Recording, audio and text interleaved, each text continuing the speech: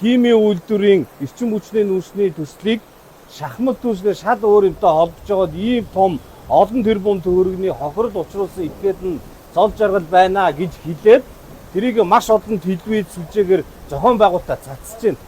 Тэгээд энэ бол эрүүгийн хуулийн 13-ын 14-р заалтын дагуу худал мэдээх тараах үндсэлтэй байгаа учраас Сүхбаатар дүүргийн цагдаагийн газар өглөө. Би энэний араас ингээд байн хэрүүл хийгээд явах надад тийм сонирхол чадлага, хүсэл чадлага. Юм албан ёсоор хуулиараа явах. Тэгэхээр материалыг бүрдүүлээд яагаад хоёр хамаагүй төслийг хооронд нь холбож хүнийг хардуулах ажил хийснийг Нямбатар дарга өөрөө тайлбарлах баг. Тэр нэг хуулиараа явна. Хоёрдугаарт нь би Монгол Улсын ерөнхий сайдад асуулт хөргүүлсэн байгаа. За тэр дээр 3 зүйл байна. Нэгдүгээрт нь нийслэл Улаанбаатар маань түлшний тендер зарлцжээ. Гэтэл улсын их хурлын тогтоол гарцсан байна.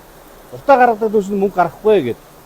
За тэгээ 3 дугаарт нь агаарын бохирдлын хэсэг үндэсний хороог ерөнхий сайд ахлах зүйтэй гэж их хурл үзсэн. Энэ 3 асуулт тавьсан. Удахгүй тэр хариу нь хуулийнхаа дагуу ирэх ёстой. За ингээд нэгдүгээр цагдаа бол ажиллаа хийн. Худал мэдээлэл тараах эрүүгийн хуулийн 13-14-ийн дагуу шалган мөрдөн Монгол Улсын ерөнхий сайд их хурлын гишүүнээр тавьсан асуултанд хариултаа ирүүлнэ.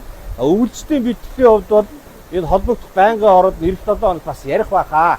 За ингээд бид нар яаж шийдэхин гац гаргалгаагаа олоод өвдөө бидэх хэрэгтэй байна. Тэрнээс биш мэрэгчдийн хувьд энэ төсөл чинь үнэтэй байна. Аюултай байна гэд ярьж байгаа хүнийг хаа хамаагүй холбогдох энэ улс төрийн балиар технологи бүгд үүгээр дуусгамаар байна.